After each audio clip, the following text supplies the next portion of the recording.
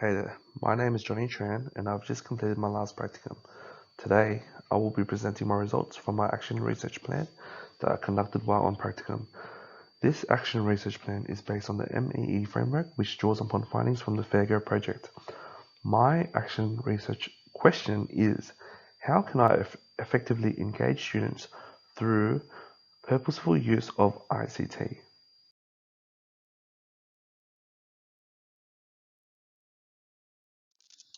I recently completed my final practicum at Bunrik Public School. The school is located in the southern western region of Sydney. Bunrik Public School, being an early action for success school, is targeted by the New South Wales government to follow a comprehensive literacy and numeracy plan. Within the school, there is a total of 262 students that make up 15 classes. There are 6 straight classes, which are all K to 1, and there are the 2 to 6 classes are made of 9 composite classes. The school contains 83% of students who have a different language other than English. In addition, there is a small population of Indigenous students who make up 16%. I had a Year 1 class of 23 students, where 3 students required extra support. There were 2 students within my class with suspected behavioral disorders. My class consisted of mainly of Asian, Caucasian, and Indigenous students. There was a range of learning behaviors and capabilities within the class. Therefore, differentiation was evidently necessary to support all learning needs. My guided reading levels range from level 14 to 19 plus.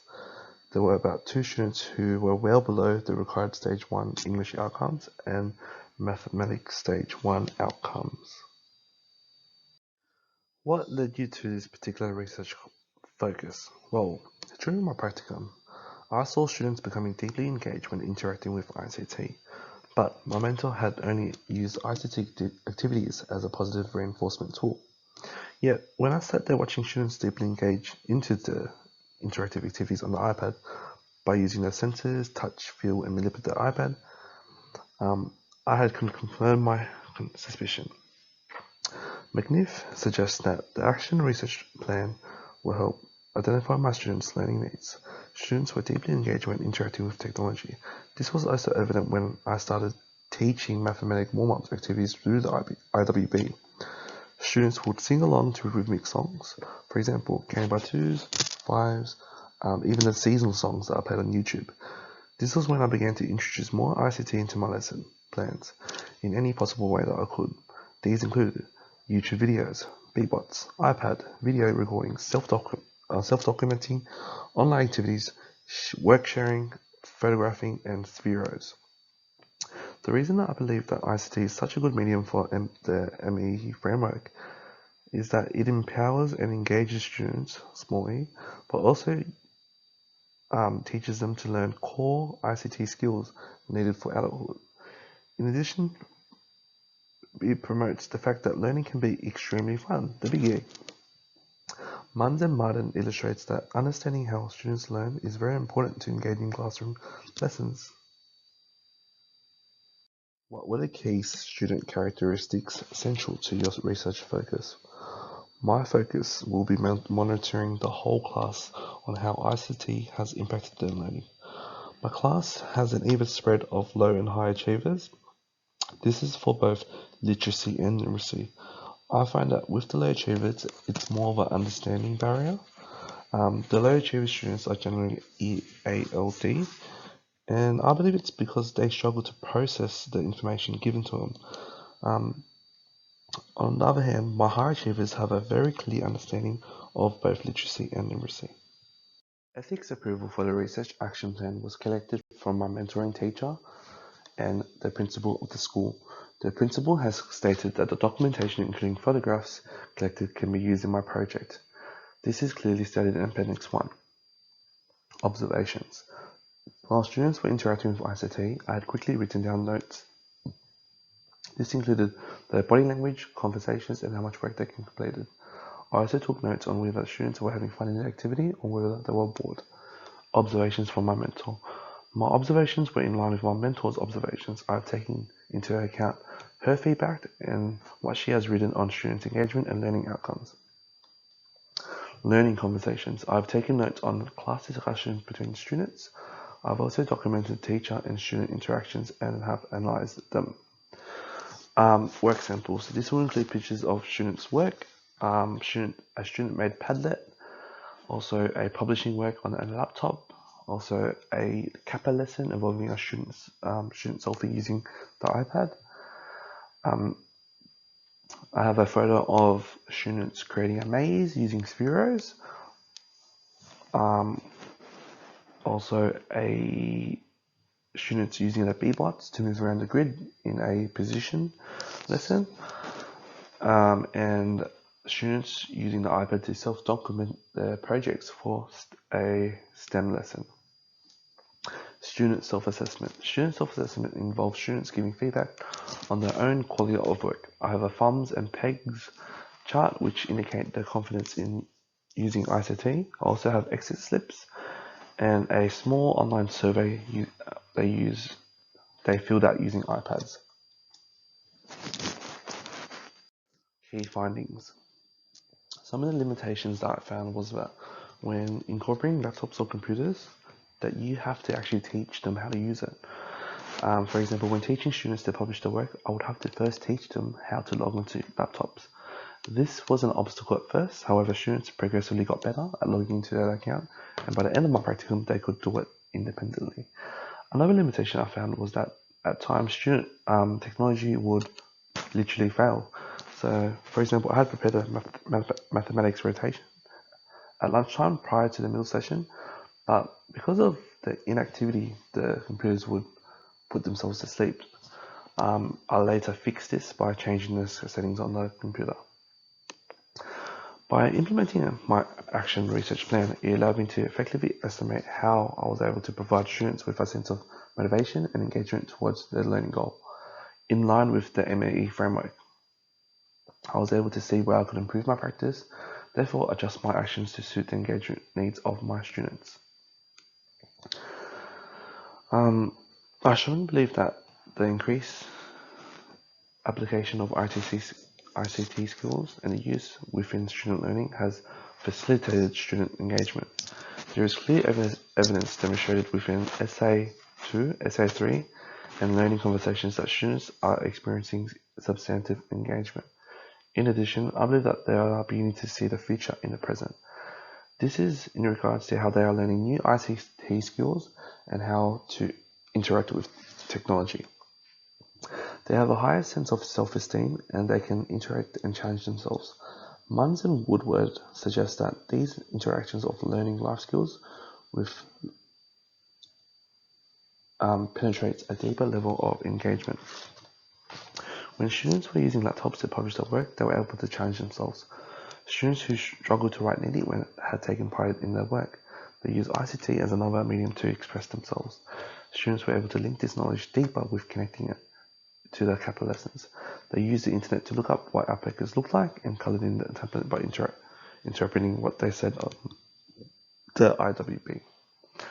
The work samples numbered 1 to 5 display student interaction with ICT and the products that they have produced from it. The quality of work samples in conjunction with my observations proved to me that they were definitely on task and displayed substantive engagement and also skills for the future.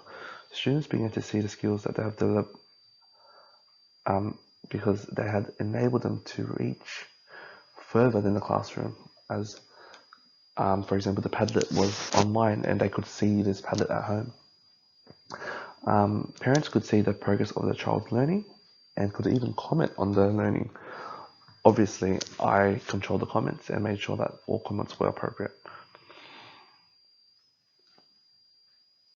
In work sample 1, there is a before and after shot of how students interacted with ICT. First, students will take turns taking pictures of their alpacas. Next, they will upload it onto Padlet and write a response to the picture. Finally, I will put this up on the IWB and students who are in groups will come up and present their Padlet post to the class. White states that group collaboration with peers enable positive feelings, hence all members are engaged. Substantive engagement was achieved through the reflection element of this lesson. Students are showing that they are working towards the English learning outcomes. Within work sample 2, students use laptops to publish the alpaca writing. Students interact with Microsoft Word and learn how to type and print their work. Within this lesson, they were able to look back at WS1 to build that connection in their writing to the Padlet. Students demonstrate creativity and enjoyment. This is evident when they make maracas out of water bottles and rice, and they put it all together. I felt like there was a sense of substantive engagement through activity. They were able to achieve the English outcomes. Within work sample 3, students are engaged in painting a self-portrait of themselves using a selfie from the iPad.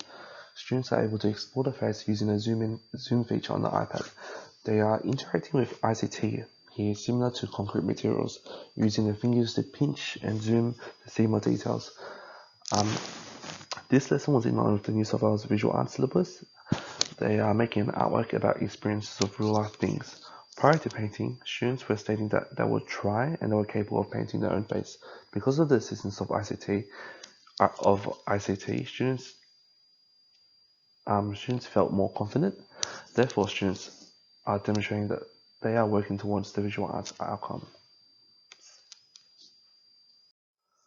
For mathematics, I thought it would be fun to use spheres to explore positional objects. Students come up with the idea to create their own maze and try to escape the maze.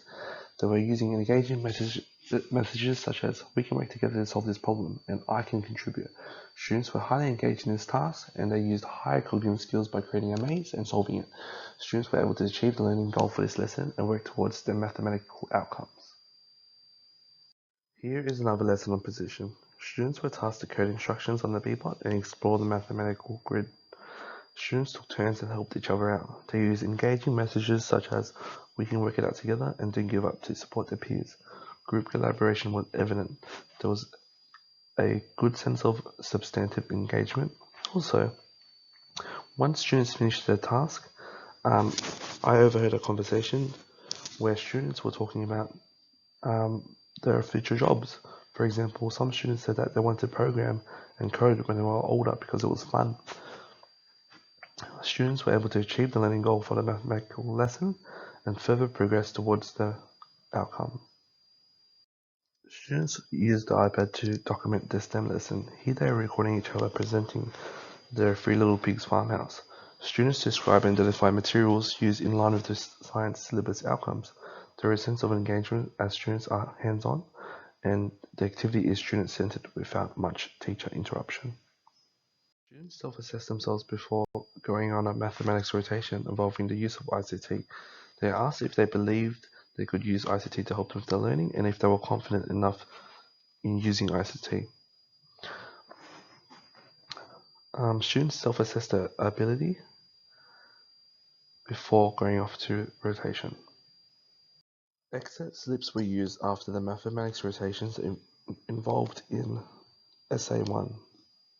Here it clearly demonstrates that substantive engagement was high in this lesson, as the responses were all positive feelings towards the learning. This meant that students were highly effective when engaged in the mathematics rotations. Students began to feel more confident in using ICT. I strongly believe that student responses are starting to show how the small e is turning into big E. Students are beginning to value their skills in interacting with ICT and their peers. This is an online survey where past finishers from the STEM lesson participated in. Students reinforced their positive feelings towards the use of ICT. Learning conversations with students indicate engagement through positive emotion messages. There is a sense of group collaboration and encouragement by the students. Students are showing the big E as they hope to challenge themselves next lesson to beat their score. This shows that students are looking at the learning differently. They are looking into the future, wanting to better themselves. There is 2 comments made by my mentoring teacher. The first one is use of computer and technology to engage students with intention to extend. Here, students were able to extend themselves independently. Great STEM lesson, very engaging, incorporating IWB and multimodal text. Here, I used the IWB as a resource and showed them some pictures of bridges for a STEM lesson. During a STEM lesson, I took down some notes. I noticed positive attitudes towards learning behaviors. Students were collaborating with each other to solve problems. Some of the students didn't need any help from the teacher, as they would try to figure it out themselves. Students interacted with each other using engaging and encouraging messages. For example, I noticed there was a lot of "you can do it, keep trying," but what stood out to me was "don't worry, you can try again next time." Students are thinking of the future, and yeah. Domingo and Gigante suggest that when ICT is used as a medium for learners, there is a sense of deep engagement. With the 5G network about to implement around the world, being able to use technology is an ever so valuable skill in the modern era.